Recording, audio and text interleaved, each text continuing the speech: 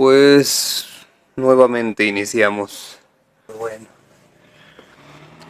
este es el de una manera de entender la cotidianidad. Espero que se escuche mi voz. 1, 2, 3, 4, 5, sí. Bueno, pues hablemos de una realidad que es importante para cualquier persona, pero que se descuida de manera abierta en esta era orientada al trabajo, donde para la mayoría de las personas el tiempo es muy reducido. Me refiero a eso que llamamos vida cotidiana. Desde la fenomenología, el estudio que se encarga de indagar acerca de cómo las cosas aparecen en la conciencia, eso no lo dice aquí, pero quería que se escuchara bien. La vida cotidiana se entiende como esa parte de la vida donde realizamos las acciones necesarias para vivir. Es el espacio de los quehaceres diarios, que inicia al despertar, donde nos esforzamos por reproducir las acciones de manera habitual. Para poder hacerlo, las personas creamos rutinas que nos permiten atender de manera efectiva las cosas que enfrentamos a diario. La ida a la escuela, el trabajo, el desempeño en los espacios, la dedicación concentrada a las labores cotidianas, en los talleres, en las oficinas, en las escuelas, en las cocinas, en las aulas, según las funciones que tengamos. Diariamente las personas salimos de casa para realizar nuestras actividades cotidianas o al menos para tratar de aparentar que las hacemos. A veces es más fácil hacer eso. Pues conversamos con la gente alrededor un poco, algún conocido, varios desconocidos a los que debemos atender. Atendemos muchas personas y más tarde nos disponemos a regresar a casa de la misma forma en la que llegamos por la mañana a este sitio donde elaboramos. Solemos regresar con cierto hastío, comemos, escuchamos música o encendemos el televisor y el día acaba cuando vamos a la cama. Al dormir no solo descansamos el cuerpo, sino también la mente. Descansamos de la conciencia que en lo cotidiano suele sentir cierta asfixia. Trabajo, pago, deudas. ¿Qué pedo? Pues es un hecho que la mayoría de las personas no realizan realmente las funciones que decidieron realizar, sino que son más bien responsabilidades que fueron asumiendo al enfrentar la vida. Es el hecho duro de la vida moderna, donde son pocas las personas quienes tienen la fortuna de disfrutar su vida. Y digo pocas porque hasta quienes tienen la posibilidad de disfrutar una vida más lujosa suelen optar por un tipo de escapismo, sea a partir de las sustancias, el espectáculo, la religión, la bebida, los coaches motivacionales. Bueno, es lo común. Y si estas personas transitan por esa vía, pues ¿qué nos queda a nosotros quienes no tenemos tantas oportunidades para escapar? Para el resto, la vida ofrece vidas ajustadas, un futuro sin grandes esperanzas, pues no solo la tecnología no logró liberarnos del trabajo, sino que suele mantenernos más cautivos, cada vez más vigilados. En los últimos 300 años el humano trabaja como nunca, y debido a ello hemos creado grandes civilizaciones tecnológicamente desarrolladas, pero esto a costa de nuestra integridad física y de nuestro sentido de humanidad. Es en este cúmulo de sensaciones donde surge el fenómeno de la alienación de la vida humana. Es un proceso complejo en el cual las personas nos concentramos tanto en las funciones diarias de la vida, mismas que son absorbentes en cuestión de tiempo y esfuerzo, que nos impiden realizar el ejercicio del pensamiento. Un ejercicio que trascienda los ajustados momentos y que vaya más allá de los escasos espacios de ocio.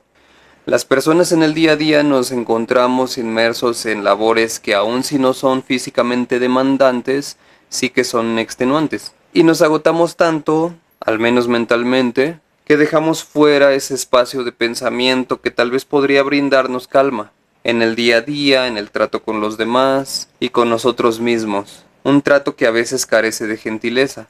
Y pues la prueba de esta alienación sufrida es la forma en la que apreciamos el arte en la vida cotidiana.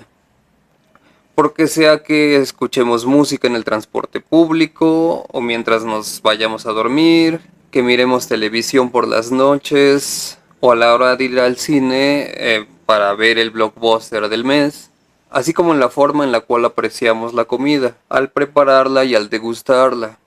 Estas piezas artísticas son consumidas sin ser atendidas en profundidad. La mayoría de las mismas pasan como ajenas a nuestra experiencia y a nuestra conciencia. Las ignoramos al consumir, las apartamos de la mente como un acto reflejo o mecanizado. Y no solo sucede con las expresiones artísticas, también sucede con la gente que nos rodea. ¡Qué terrible! Las charlas cotidianas suelen ser efímeras o insustanciales, y sabes que lo son porque solo recuerdas unas cuantas que escaparon de esa cotidianidad que menciono. Solemos no atender en profundidad ni a las personas ni a nada realmente. Solemos dejarnos llevar por funciones preestablecidas, a la gente se le responde, la TV se mira, la música se oye. Y más allá de que en esta era postindustrial tengamos trabajos enajenantes, todos tenemos funciones así, la vida moderna parece que nos pesa a todos sin importar el estilo de vida que cada uno lleve. Por supuesto que para algunos la vida cotidiana es más dura que para otros, y a veces unos no son muy considerados con los primeros al juzgar desde afuera su estilo de vida. Eso se llama clasismo. Pero entonces, ¿la vida cotidiana tiene que ser dura, gris, ingrata y en buena medida injusta gracias a un modelo que excluye a las mayorías? ¿Habrá alguna opción para vivir mejor? Pues sí, pero no, pero sí. No te creas. Para empezar, tenemos que saber que en la vida diaria tenemos un escaso entendimiento acerca de lo que significa la vida diaria misma, paradójicamente, porque solemos vivir como una repetición del pasado, tanto del propio pasado, en tanto que nos aferramos a nuestras propias rutinas, pero principalmente reproducimos las vidas pasadas, en el entendido, muy mexicano por cierto, de que la vida es así, de que no hay opciones para cambiarla y si se quiere vivir bien se debe hacer lo que un hombre debe hacer, porque es lo que un hombre hace. Habría que desprogramarnos de esas ideas porque si algo hace falta en el mundo, son más cosas. Nos falta mucho más por construir y mucho más por experimentar. Tenemos un impulso social y muchas veces cultural por mantenernos en ese lado del mundo moderno, productivo, competitivo. Ese mundo que generó grandes beneficios científicos, pero que la mayoría de ellos son sobreestimados. Gracias a estos beneficios es que se mantiene religiosamente la ruta del progreso, la vida ya hecha, y no se piensa siquiera en la posibilidad de cambiar, lo que sea, dentro de nuestras posibilidades. Porque como mencioné hace un momento, habemos muchos que, por pobres, normalmente, pues no podemos cambiar muchas cosas de nuestra vida. No podemos dejar nuestro empleo, parece que nos gusta mucho comer, por ejemplo. Porque Porque las personas entendemos nuestra vida con las gafas que nos pusieron quienes nos criaron, las gafas de quienes nos sirvieron como ejemplo o como inspiración. Y si bien no vivimos a través de la mirada de los otros, sí convivimos a través de los filtros que se nos colocan al observar el mundo. Como señala la sociología de George Herbert Mead, crecer es adoptar las reglas del juego e internalizarlas dentro de nuestros cuerpos, en la mente consciente y en la parte inconsciente, en la conducta que se reproduce y se reafirma día a día. Pero hoy existe algo interesante que para generaciones pasadas era incomprensible, la aceleración de las comunicaciones, que ha permitido grandes cambios en el comportamiento social, haciendo que lo que en un tiempo se consideró tabú, comience a ser pensado de distinta manera. Existe ahora mayor posibilidades de cambio. Y si antes volverse adulto significaba conseguir un mínimo de certezas acerca de cómo funciona la vida, acerca de cómo funciona el mundo, hoy esto se ha fisurado. Ser adulto no implica realmente llegar a la etapa más alta, en lo absoluto, porque el adulto como el niño se mantiene en constante desarrollo, en constante cambio, y si no en el espacio del cuerpo físico, que siempre se deteriora, eso no suele suceder en el espacio de las ideas. Tal vez hoy más que nunca tenemos la capacidad de reafirmar o de reajustar las reglas sociales, las conductas, las perspectivas. Y básicamente es eso lo que propongo. Si no podemos cambiar nuestra realidad material, que para algunos nos aprisiona, cambiemos al menos parte de nuestra actividad para poder modificar nuestro enfoque, nuestra mirada y por lo tanto nuestro pensamiento. Y esto siempre es posible aún en la vida cotidiana más gris y más aburrida. En la vida del ingeniero que tienes a un lado, del investigador con el que te casaste, del diseñador de mesas que tienes como vecino, del obrero que hoy gusta de llamarse operario, del comerciante que te proporciona los víveres. Bueno, ese convive con mucha gente igual y no es tan aburrido. Y es posible porque la vida cotidiana no es y nunca podrá ser una.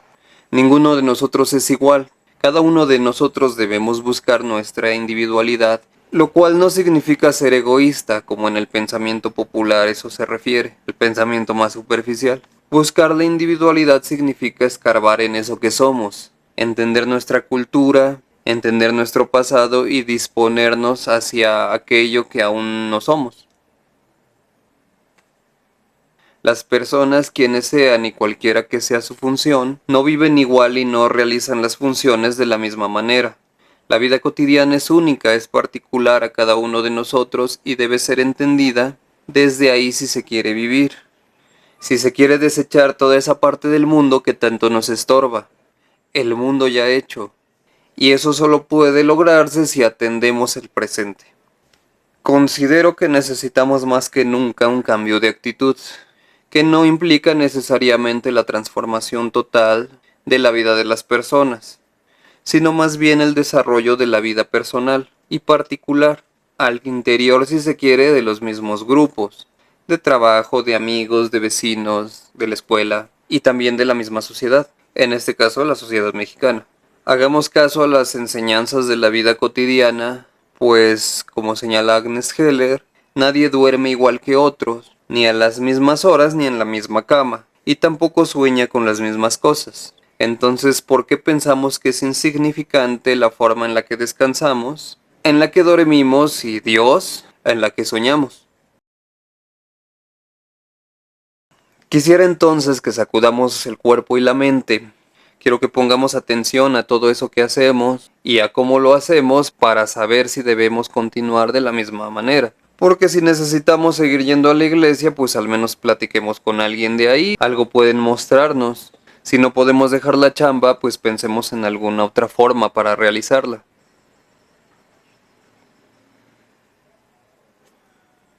Si debemos estar en el transporte público, pues prestemos más atención a los detalles. Si con mantener la rutina corremos el riesgo de no atender en profundidad el mundo, podemos pausarla y dejarlo correr, que las cosas sucedan a nuestro alrededor mientras estamos presentes. Debemos escuchar, olfatear, degustar, acariciar, observar el mundo, las artes, las cosas que están allá afuera, sea dentro de los cines, dentro de las galerías o en las explanadas. Igual en los restaurantes, en las fondas, en las calles, en los autos, en las paradas de autobús. Porque la vida es un arte y como todas las artes, estas no se hacen solas.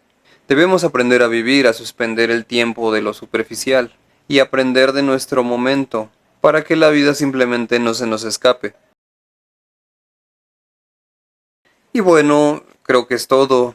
Dejémoslo aquí, al menos por el momento, pues no olviden que dejo un poco de bibliografía al final o acá abajo, ya ni sé dónde ponerla. Así que bueno, comenten, compartan y síganos, si no por interés o empatía, por ese sentimiento gregario que tenemos todos como especie. Chao.